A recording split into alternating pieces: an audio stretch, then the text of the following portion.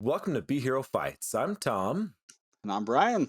and we are here to discuss Or Fuss. over what's new What's trending? and what is to come Giggity. in pop culture. All right, guys. Last week we did a fun episode about toxic fandom of all kinds, all over the internet and everything else. But this was brought on by the newest Scream. And you guys seem to both enjoy and not enjoy that episode based off of your comments. But that's okay. We love to hear your comments and everything else. So please continue to comment and respond on social media and everything to us. And that social media is Facebook.com/BeHeroMedia, Instagram.com/BeHeroMedia. on Twitter at BeHeroMedia, as well as everything that is BeHero at BeHeroMedia.com. So, guys, as we continue going on with this, we wanted to talk about some of the other kinds of things that can cause um, fandom dislike. One of them being poor adaptation. Mhm. So, the one specifically we're going to be talking about is poor video game adaptations and why video game adaptations are rarely good. Yeah.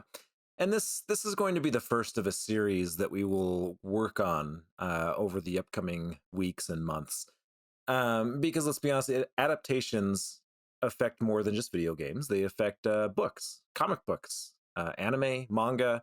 There's so many things that are affected by these adaptations, and sometimes in some fields they do really well, and then sometimes, this week specifically, we're talking about video game adaptations which have a really bad track record of failing.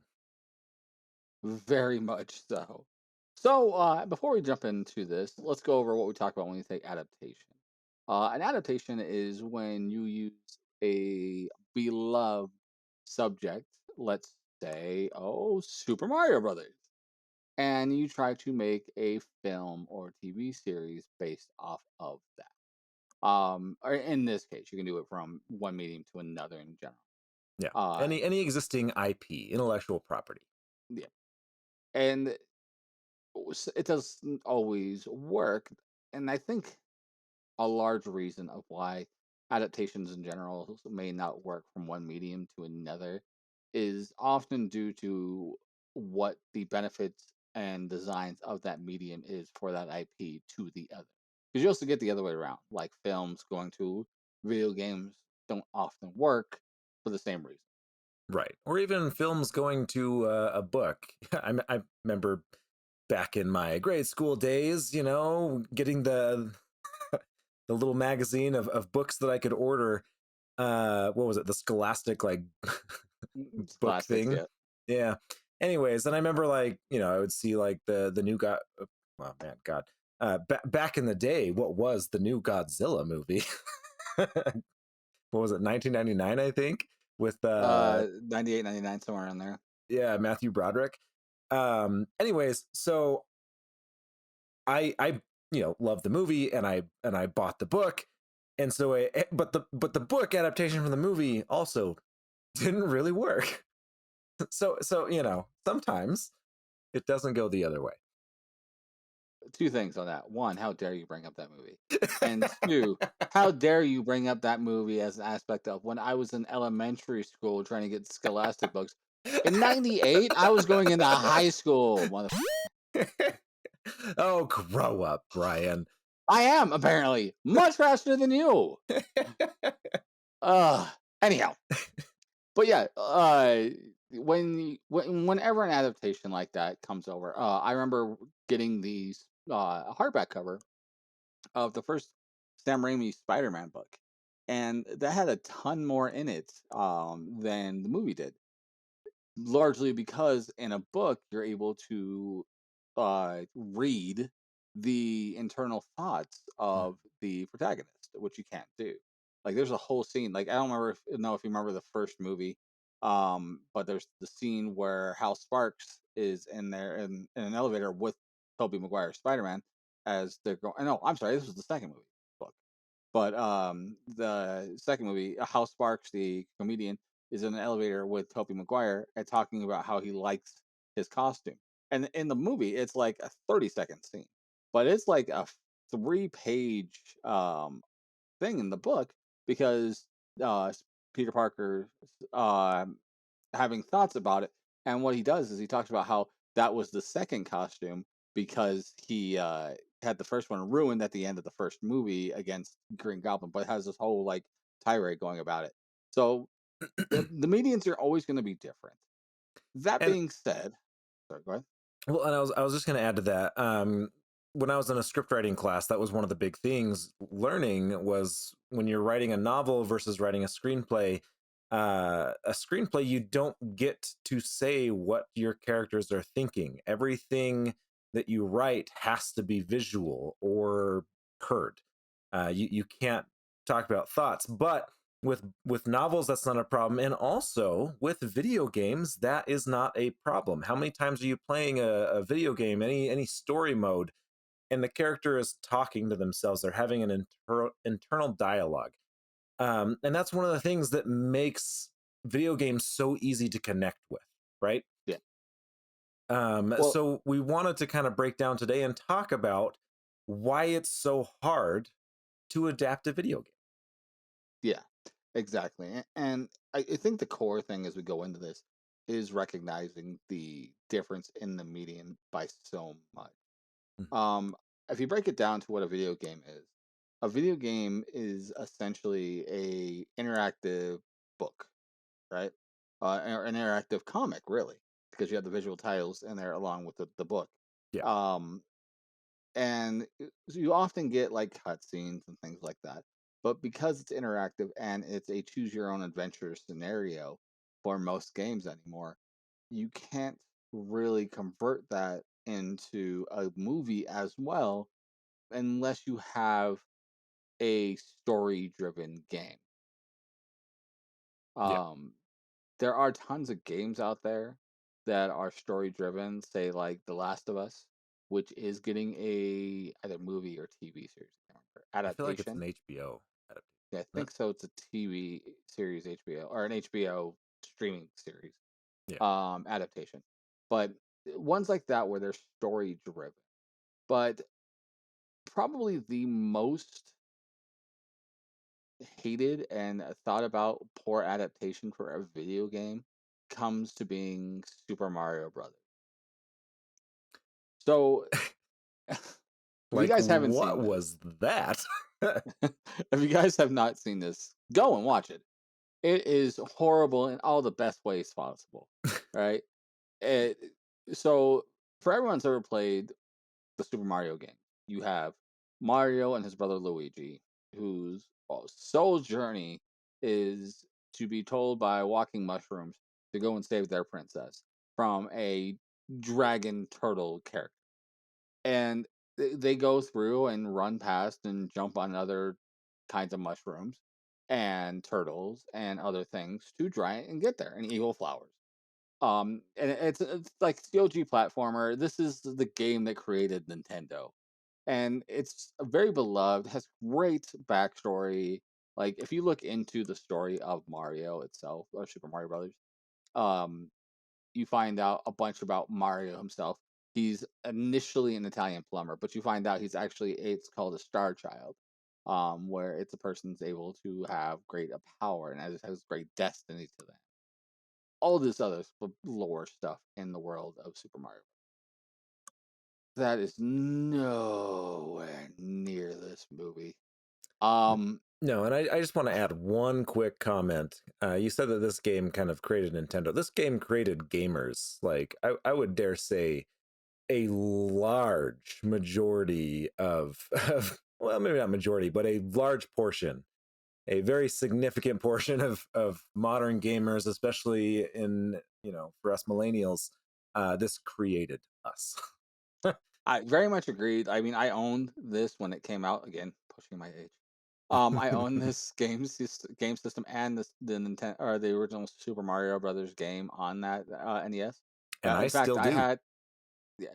Well, I had the because I had 3 versions of the game that you can get when it came out, right? They had just Super Mario Brothers. They had Super Mario Brothers and Dunk Hunt as a two pack, Hmm. in one cartridge.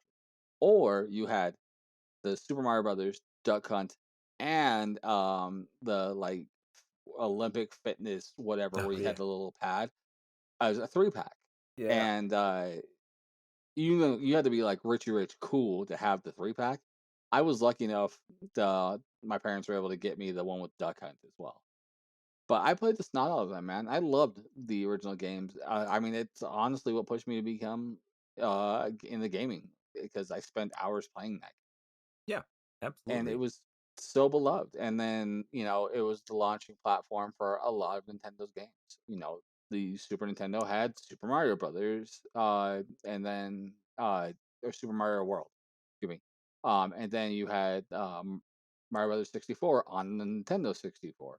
You had there was a Galaxy on the GameCube, and like it kept going, as well as Mario Party. They were the flagship. He's the flagship character for Nintendo. And it still is one of the biggest flagship franchises for family oriented gaming, Hmm.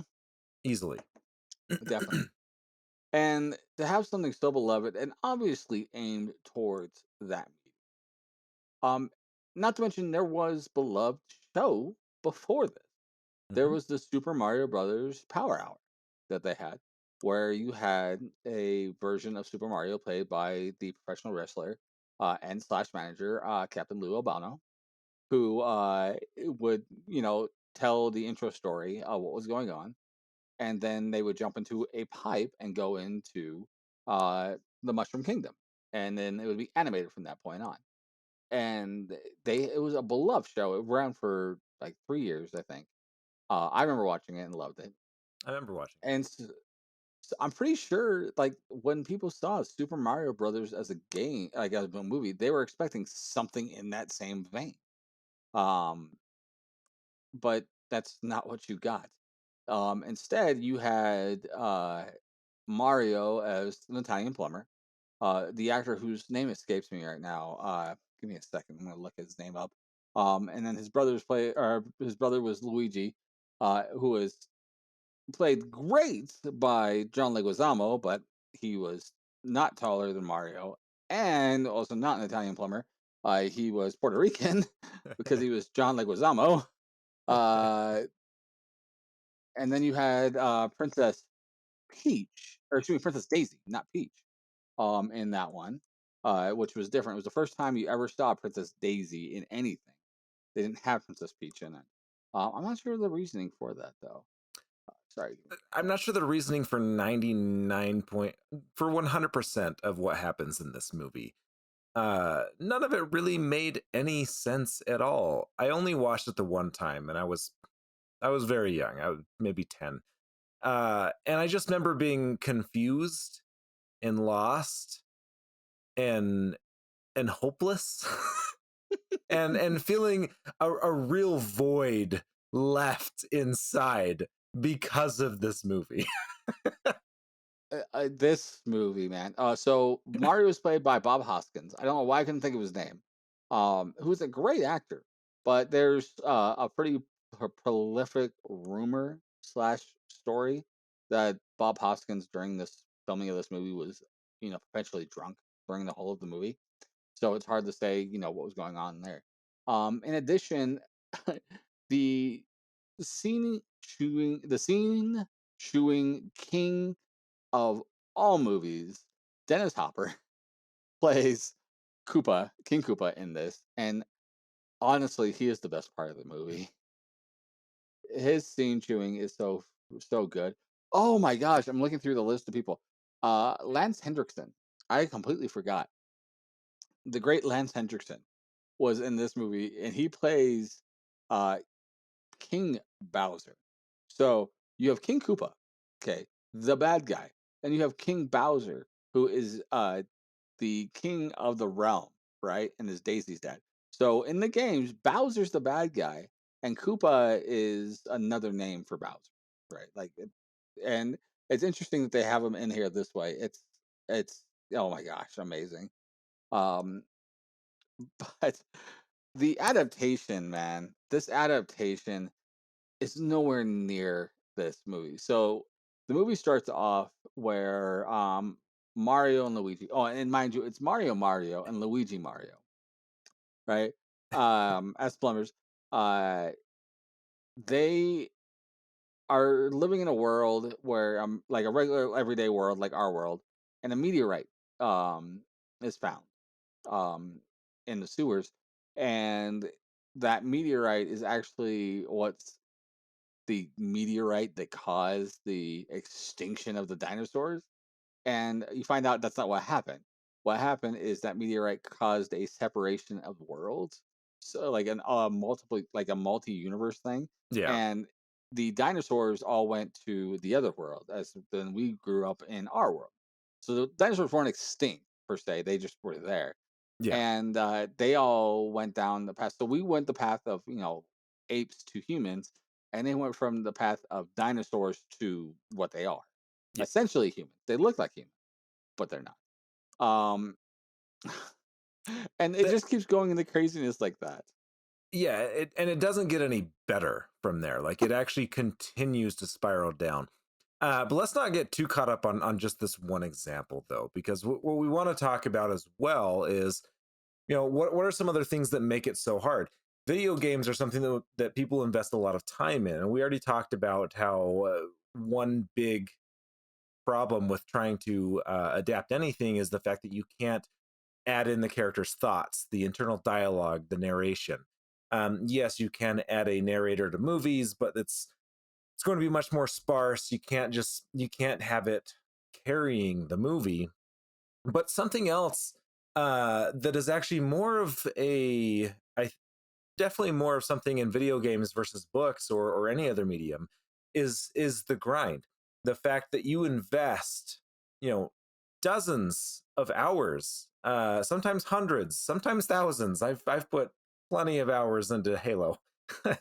Right. But you invest this time into these characters, into achieving something, into overcoming obstacles. And so when you're in the moment, when you're actually playing some of these games, it's much less about the story and just as much about the survival and the technique and adapting and learning that cannot be portrayed visually. It just can't.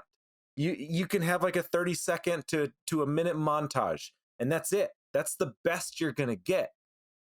And that is one of the biggest things in my mind that holds adaptations, video game adaptations, back from being successful, from really truly capturing the spirit. Because on top of that, everyone that plays these games is going to play it a little bit differently. They're going to have a different strategy, different approaches. They're going to do different things first. Yep. um so it makes it very difficult, but not impossible. No, I mean, a grand example of one that actually nailed it, I feel, is Sonic. The Sonic the Hedgehog movie that came out just a couple years ago, which seemed terribly bad, like through the trailers. Like you were expecting garbage. Yeah. And I think because you had such a or I had such a low expectation of it going in, it ended up blowing my mind away on how well it was done, because you had a a great uh character in Sonic. Like Mhm. tells you a pretty decent backstory, tells you, he's on his own and has character development, trying to find a family and everything else. And then you had the opposite of Robotnik, who wants to be on his own. He doesn't want to deal with people and ends up wanting to find knowledge because he's always the smartest guy in the room and goes through everything. And you feel that same thing that you felt from the game. Like I don't know how better to explain it. It felt like the story of the game brought to you in real life. One of the best examples of. Yeah, and I mean they absolutely, and there always will be and should be creative liberties that are taking. And so, Mm. there were with this movie with, kind of expanding the mythology of the rings, right? um just because it wasn't in the game doesn't mean it was bad for the adaptation. I think some of the things that made this example really work. First of all, Jim Carrey, he just killed it. Jim Carrey Oh yeah, was totally. perfect for this role. It reminded me of the good old days of like Dumb and Dumber and Ace Ventura. Um, we got an amazing Jim Carrey back. And let's be honest, the Sonic games, it's not like there's much story there. It's you're racing and then you beat a boss, and it's fun. It's absolutely fun. Um, and so like the the way that this was adapted, it took a lot of the core elements of the fun and the racing and collecting the rings, and then this character and the bad guy, and then it added elements to create a through line Yeah. for the average watcher, the people that stopped playing when they were 8, which made perfect sense. Well, and even if you go into another game or a movie that did a fairly decent adaptation, is Mortal Kombat movies. The one that came out during the '90s, as well as the one that just recently came out on HBO.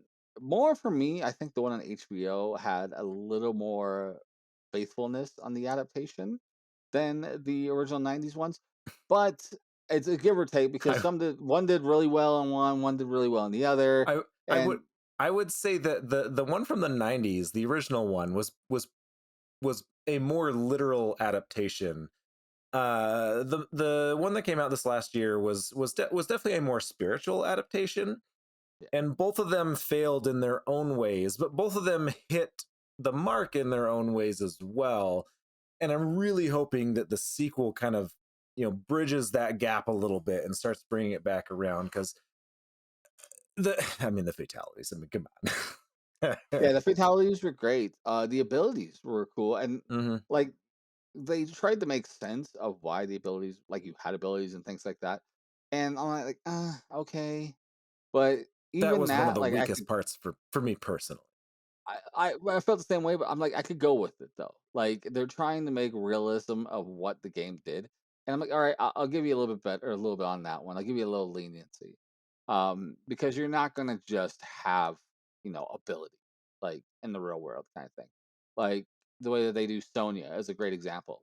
She doesn't have those key powers or whatever they were called to begin with, and she eventually gets one after she defeats Kano and gets his tattoo. And it's just one of those things that, like, okay, I'll give you that. That makes a little more sense. That's a decent adaptation that you can bring in, like a little extra flavor of the adaptation to make more sense. But you look at the sequel to the original movie, Mortal Kombat Annihilation, and that one just went off the rails. Um, because it went all over the place. Outside of the acting not being good and things like that, it was just not really a faithful adaptation. Like they just didn't have any care to anything. But they tried to do things like the animalities, for example, that didn't make any sense. Yeah. But they push so hard on like you need to learn an animality, Liu Kang, so you can defeat Shao Kahn. You go learn an animality and you still get your ass kicked. Yeah. um well, and I think another thing with those movies, they came out at a time, even Street Fighter, even Mario, like they came out at a time where studios assumed you could just like, we'll just throw an actor, couple names that are known, and it'll be fine. But unfortunately, that's not how storytelling works. Take Henry Cavill, for example, who has, with The Witcher, Oh yeah, taken a book that was adapted to a video game and now into a TV series. Henry Cavill being a huge flagship behind that in shaping it and cultivating it, because he knows so much about the franchise. He understands the story and the storytelling, and he's able to do that.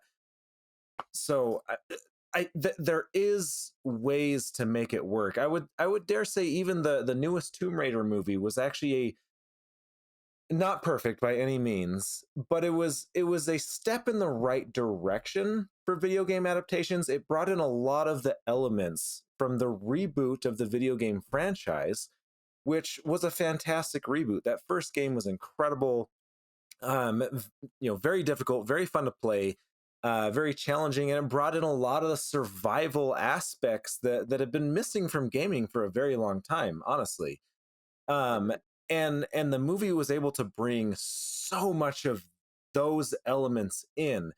yes, it did lack character development, and some of the story elements. Actually, I wouldn't even say the story. I think it really was just the character development, more than anything, was lacking. Yeah. Um, Honestly, for that movie, like if I was to go over it just based off of memory, if I remember, it was only like an hour and 40 minutes. If they could have pushed it to an over 2 hour long movie and gave some character development, and without ruining the pace, I think that could have been a great adaptation. yeah, And absolutely. that's Studios, if you need someone to help you come up with an extra few minutes of character development, Brian and I are. I know you're listening. Uh, right. Sony, call us. we're writers for um, hire, freelance, if you will. but like it's just some things like that, and I think that's one of the things that video games do so well is because they have the ability, especially if you have games that have that ability, like the newer Tomb Raiders, the Rise of Shadow of the Tomb Raider. Um, those ones had the ability of having character development as you went through the game because you put in 10, 13, 15 hours into a game that gave you that ability of building character development and understanding who that character and their motivations were. Yeah. And you don't get that really well in a movie. And to be fair, like you mentioned Henry Cavill earlier and his love for The Witcher, he loved The Witcher games, right, originally. And he found out about the books later and started reading them as they were greenlighting the series. Well, they decided to make the Witcher series based off of the books and not the game. And so, because the games aren't a direct faithful adaptation. And but he became so enthralled in the books as well. He became totally knowledgeable. There's a quote from one of the uh uh clotheries who do all of the dress up for Cavill and everything else like that, and getting him all prepped for a thing. And they got him all like makeuped up and got him his clothes and everything else. And like Cavill did like a scene or two and was like, wait, walked over and literally went around like laid in the mud and played in the mud for a minute like he was a pig. And got him goes, this feels more like I'm worn, like I've been traveling for years going through wearing this. This is how we're going to go through it. And that's what they did. That's the shots they went And because you had somebody that was so wanting to do with that. yeah, and there's Um, examples as well of people saying like, that they would like cut a scene and they would stop. You're like, you know what? I'm gonna actually use this line from the book or the game or whatever. Like we're like, yeah, this is the line that I need to say here, not this. Like, and that's because he had that passion, he had that care. And unfortunately, a lot of times when these things are greenlit, it's greenlit by someone that doesn't understand that passion and that care, and that's it not necessarily inherently good or bad. yeah. It's good because it gets greenlit. It's unfortunate that so many things end up stumbling at the finish line. We're kind of coming up to time here, Brian. Is there anything else that you think makes it difficult to adapt a video game adaptation? The last thing I was going to say when I was bringing up The Witcher is time. Um, you in a movie on average have anywhere between 90 minutes to 2.5 hours to tell a story. And it is very hard to tell a video game adaptation story of that in that time. And you see that in other adaptations too, as we'll bring up later on, and when you do like books and anime, things like that, to do animation or to do a story in that amount of time. I think that's why The Witcher works out so well, is because you're doing 10 episodes, essentially 10 hours of TV, or 13 hours, I can't remember which one they are, of TV a season to tell that story. And they're able to do that with that kind of story. I don't think they could have done The Witcher in the same way, like it'd be as faithful if they did it in even 2.5 hours. Yeah. So, I mean, what was the last game, really, of any type, story, MMO, RPG, whatever, uh, that took you less than 10 like even like god level gamers that just fly through this shit still takes them 6 to 10 hours, right? Like yep. and that's just like cruising, no mistakes, maybe even playing on easy mode. You just get the whole thing done as quick as humanly possible, and it still takes 6 to 10 hours. That is a lot of storytelling, a lot of development to pack into 90 to 150 minutes. It's true, mind you, I beat Spider-Man Miles Morales in 4 hours, even with doing side missions. But, uh, they don't always do great with the story games and on everything. The original, Spider-Man game that Insomniac did, you know, I'm still not completely done 100% on that game, and I've probably put in 40 hours into that game. So, it's give or take. You have, you know, all kinds of games that are going to be that expanding. But let us know what you guys think. What's a great adaptation or a bad adaptation of a video game to a movie that you guys didn't like or did like? Like I said, I go back and watch Super Mario Brothers as a guilty pleasure just because I love watching Dustin Hoffman chew that scene. That and I love the like back and forth with the harmonica of the toads going back and forth. Like it kills me every time, man. So, uh, and the product placement in that movie, it was so 90s. That movie was so 90s. But guys, let us know. Hit us up here in the comments, and while you're there, go ahead and hit that subscribe button and that notification bell if you're watching us on YouTube, so you know when we come on with another great episode of Be Hero or anything else we bring up onto the channel. Exactly. Yeah, and if you have any input, make sure to hit us up on our social media, facebook.com/BeHeroMedia, instagram.com/BeHeroMedia. On Twitter at Be Hero Media, and everything that is Be Hero Media at BeHeroMedia.com. All right, guys. Well, stay with us. We're going to be continuing this series as well as bringing up other conversations, such as, some really good versions and some really bad versions of these movies as we continue. As well as we're going to be doing a review of Uncharted, the whole reason we brought up these series, because that movie with Tom Holland will be coming out in just a couple of weeks. Uh, well, a couple weeks from when we're recording this. So, all Yes. right, guys. Well, I hope you guys enjoyed this one. And anything else, Tom, before we go? I think that's everything. All right. Well, guys, go out there and Be a hero. be a hero. Have a good night.